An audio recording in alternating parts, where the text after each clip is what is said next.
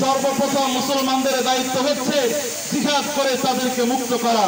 আর সেটাও যদি সম্ভব না হয়, অন্তত পক্ষে আল্লাহর দেওয়া জবান দিয়ে প্রতিবাদ করা। যেহেতু আমরা শারীরিকভাবে অস্ত্রে সজ্জিত হয়ে ফিলিস্তিনে যাওয়া আমাদের পক্ষে সম্ভব হচ্ছে না, আল্লাহর দেওয়া ভাষা দিয়ে আমরা প্রতিবাদ জানাচ্ছি। আল্লাহ পাক রব্বুল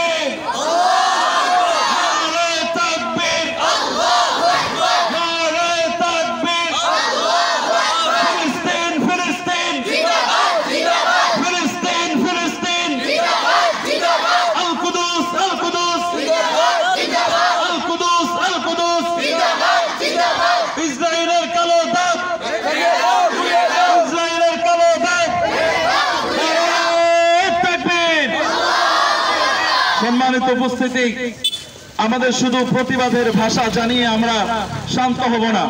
আমাদের অন্যতম একটা জিহাদ সামনে রয়ে গেছে, যার নাম হইল অর্থনৈতিক জিহাদ।